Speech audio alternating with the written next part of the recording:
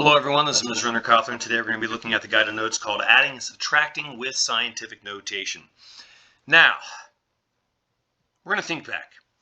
Anytime you have added or subtracted numbers, including with decimals, you have needed to line up the place values.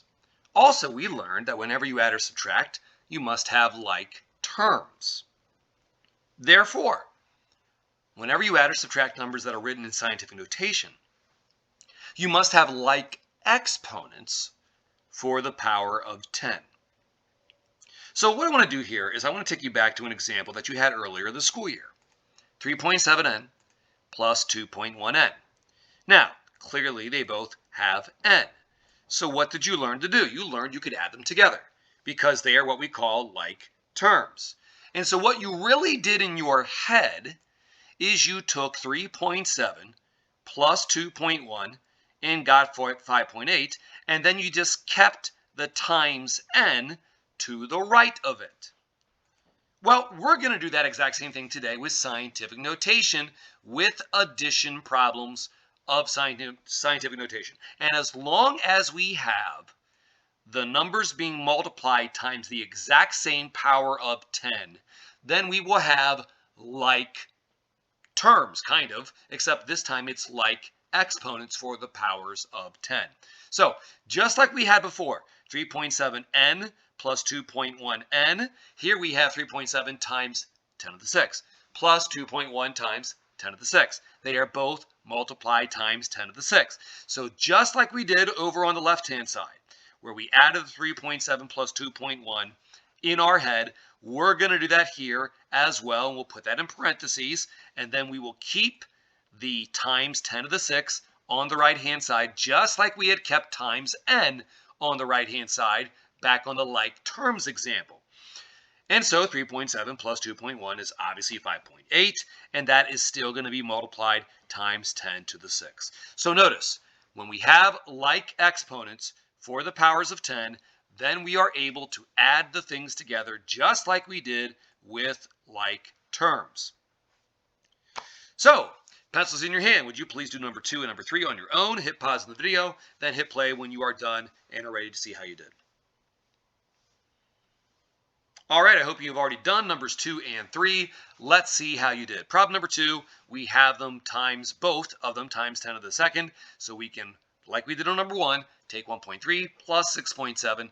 That's going to give you 8.0, which is really just the same as 8, times 10 to the second. Now, I should have clarified, before I go any further, we really should be doing this first page of the guided notes without the assistance of any calculator whatsoever. The mathematics here is not that difficult. You can do 1.3 plus 6.7 without a calculator at all. Problem number 3, same idea. Since they are both taken times 10 to the 8th, we have like terms, so to speak, except it's with scientific notation. So we can take 7.64 minus 2.3, and we can do that off to the side. Of course, you would probably make the 2.3 become 2.30, so that way the decimal points would line up nicely. So that would give you 5.34 times 10 to the 8th, and there you go. That is done. Now, are they all going to be that easy? Not always. What if the powers of 10 aren't the same? For example, problem number 4. Now, this problem is already 100% typed up for you on your guided notes, but take a look at this with me right now. We have 6.2 times 10 to the 3rd, but then we are adding by 3.56 times 10 to the 4th. They are not the same power of 10. But what we can do here is we can split up the 10 to the 4th and make it something times 10 to the 3rd. That way, we can have a 10 to the 3rd with another 10 to the 3rd, and then we will have like terms, so to speak, but like powers of 10. So the way I can do this is that I can understand that the 10 to the 4th is equal to 10 to the 1st times 10 to the 3rd. Why would I do that? So that way I have a 10 to the 3rd. So that's exactly what I'm going to do. I'm going to make 10 to the 4th become 10 to the 1st times 10 to the 3rd. But then what I'm going to do might surprise you. I'm going to go ahead and take 3.56 times 10 to the 1st. And that's very easy to do. All you would have to do in that situation is move the decimal point one place to the right because it's times 10 to the first, moves it one place to the right. And so that gives you 35.6. Now, look why I did this. Now I have a problem kind of like numbers 1, 2, and 3, where I have two different things that are being added together that are both being multiplied to the same power of 10. And so that's why I did this. Now I can go off to the side, do 6.2 plus 35.6, and take that answer, still going to be times 10 to the third. Now, unfortunately, 41.8 is not a number that is in scientific notation. Remember, the first part of scientific notation has to be a number between 1 and 10. Obviously, 41.8 is not a number between 1 and 10. So we're going to make that become 4.18. Now, how do I do that? Only if I have it take it times 10 to the first power. But bring down that times 10 to the third power. We're not done with it. 10 to the first times 10 to the third will make 10 to the fourth. And now we have an answer that is in scientific notation. All right, now that I've led you through problem number 4, I would like for you to try number 5 on your own. So hit pause on the video, do number 5 on your own, and then hit play when you're ready to see how you did.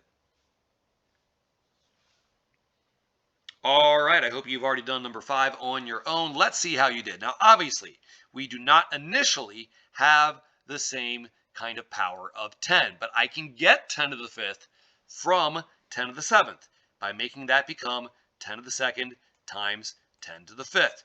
And then what I can do is take the 10 to the 2nd times the 8.1. That's very easy to do without any calculator needed at all. Move the decimal point 2 places to the right, and that would make that become 810. So now I have 810 times 10 to the 5th, and as you can see, now both parts are taken times 10 to the 5th. So what I will do is take 2.35 plus 810, and there's no need to use a calculator for that.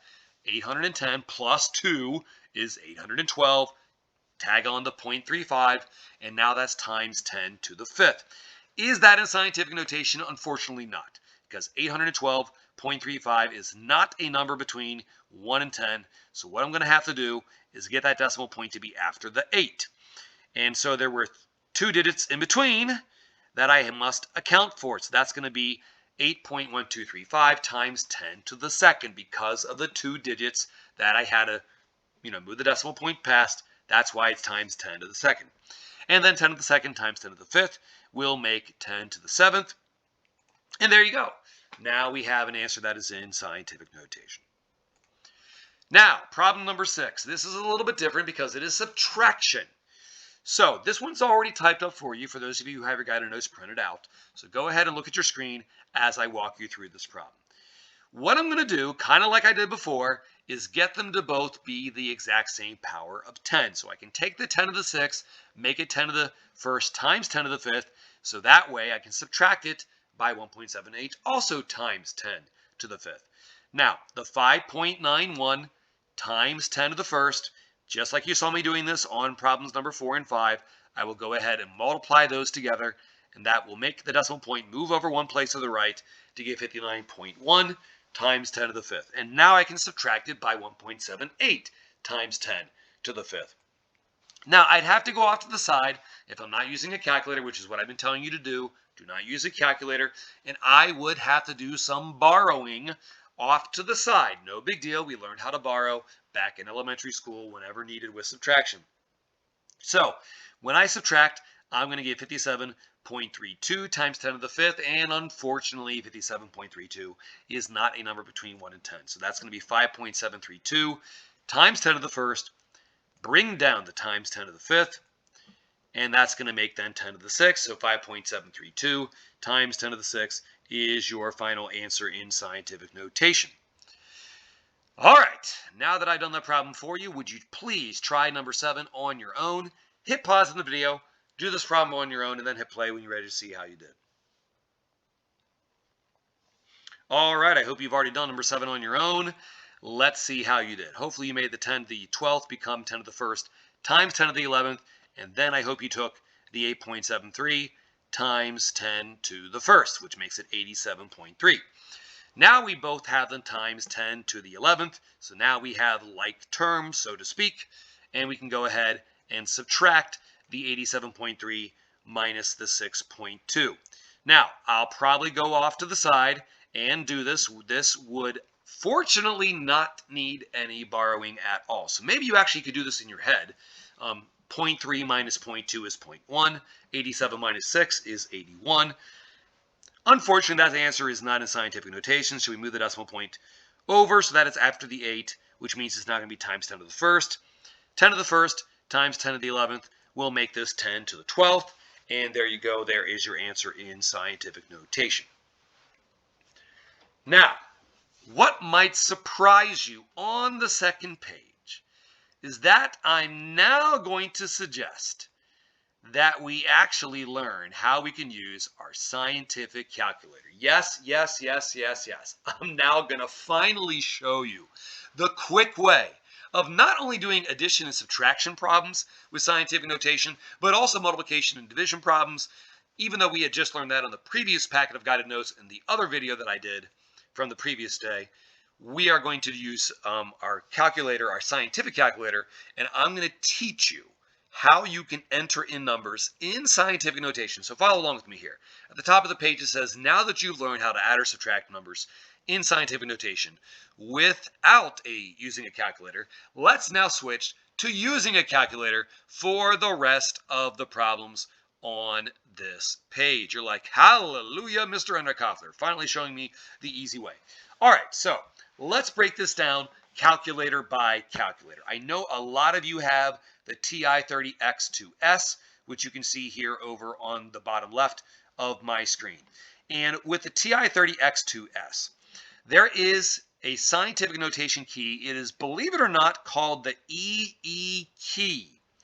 Where will you find it? You will find it above the x to the negative 1 power. So what you would have to do is hit the second function button and then this x to the negative 1, so that way you get the EE function.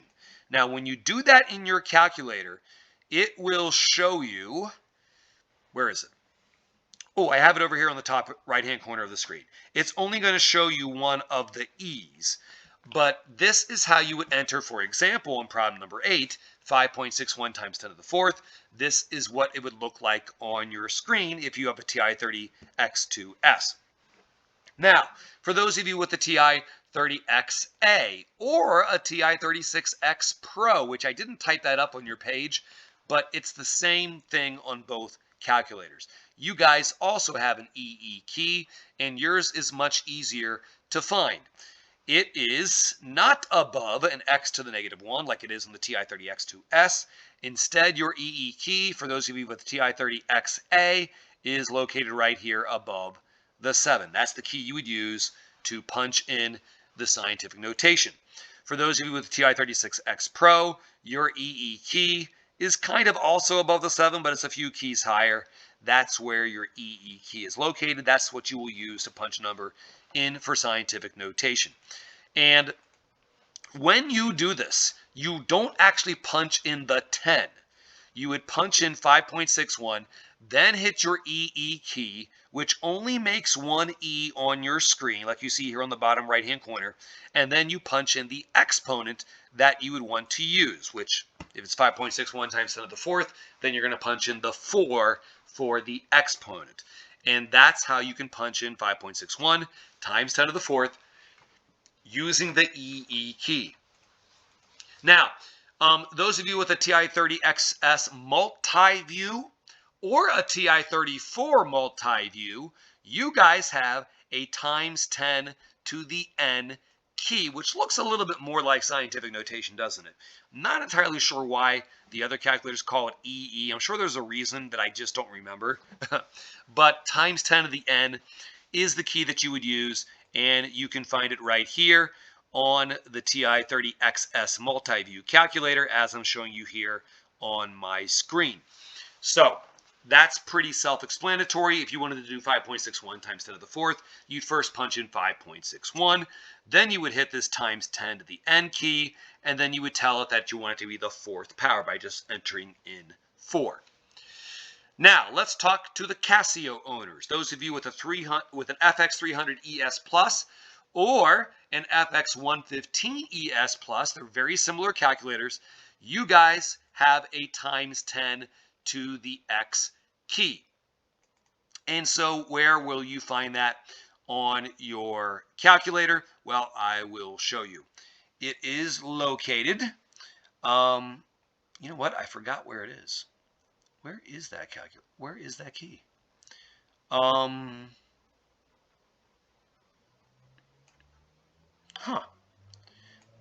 it's down here at the bottom. Oh my goodness, I'm so sorry. Yeah, so that's where it's located, down here on the bottom middle. So again, if you wanted to do 5.61 times 10 to the fourth, you would first punch in 5.61, then hit this times 10 to the x key in the bottom middle of your calculator, then hit 4, because that's the exponent you want, to do 5.61 times 10 to the fourth. And the reason I keep saying 5.61 times 10 to the fourth is because that's the very first number that you see here on problem number 8. For those of you with the Casio FX 300MS or the Casio FX 260 Solar, you guys have an EXP key, and it is also located in the bottom middle of the calculator, kind of similar to this times 10 to the x on the FX 300 ES Plus. So what you would do is you would punch in, for example, 5.61 times 10 to the fourth. You would punch in 5.61, then you would hit your EXP key. And then what is going to happen, at least on the FX 260 Solar, is you're going to see this little thing in the top right-hand corner of the calculator screen. That's where you punch in the power of 10 that you want. So if you want times 10 to the fourth, you don't punch in the 10, you just punch in the 4. So let's go ahead and practice using our calculator. You can see here on this screen, I have 4 different examples. I have the TI-30X2S, which I already had talked about, the TI-36X Pro, the FX 115 ES Plus, the FX 260 Solar, all of them. You can see here how this would show up on your calculator screen. If you need to hear how to use your calculator again, feel free to hit rewind on the video to hear me explain where those keys are located and what you punch in and what you don't punch in. What's common with all of these calculators is you don't actually punch in the 1 and the 0 to get times 10 to a power. You instead hit the EE key or the times 10 to the N or times 10 to the X key or the EXP key. Those are the keys you use between the 5.61 and the power of 4 that ends up showing up on the original problem on the 10. So the cool thing about punching this into your calculator, I don't even think you need to use the parentheses, to be quite honest with you. It will give you 826,100 right away. Then all you have to do, put that in scientific notation. You guys remember how to do this from the previous lesson. The decimal point goes right after the 8. There are 5 digits to account for after that 8. That's why it is times 10 to the 5th power. So now that I've talked about how to use your calculator and I've done number 8 with you, I would like for you to try numbers 9, 10, and 11 on your own using your calculator and the specific key found on a scientific calculator. So hit pause on the video, do numbers 9, 10, and 11 on your own, then hit play when you're ready to see if you got the answers right. All right, hopefully you've already done numbers 9, 10, and 11.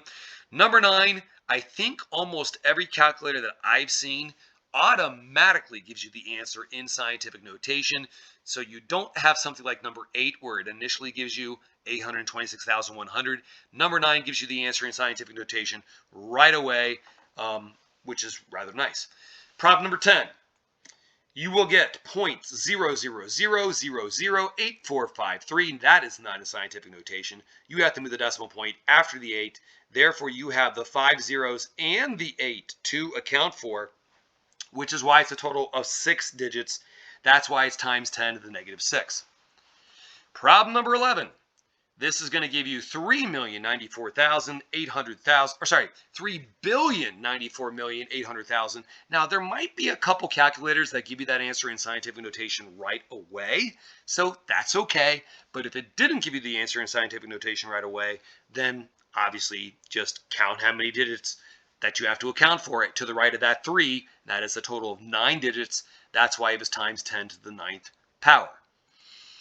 All right, we have at the bottom of the page a word problem. You have to figure out if this is an addition, a subtraction, a multiplication, or a division problem, which is what you're going to have to do also on the test with the word problems that are in scientific notation. So read this problem on your own, figure it out, use your calculator, but please write down on paper what you did in your calculator, whether you were adding, subtracting, multiplying, or dividing. So hit pause on the video, do this right now, use your calculator to help, then hit play when you're ready to see how you did. All right, the problem did not ask for how many times more the United States was than Japan. It said how many more miles does the United States have than Japan. So what you would do is subtract the United States miles minus Japan's miles. And this is why it is a subtraction problem. Using your calculator, you would get 3,270,000, which in scientific notation is 3.27 times 10 to the 6th. And then, of course, the unit of measure is miles. So there you go. That concludes the guided notes on adding and subtracting with scientific notation. Hopefully you found it very helpful, the part where I taught you how to use your scientific calculator to do problems with addition, subtraction, multiplication, or division that are in scientific notation. Thank you for watching. We'll see you next time.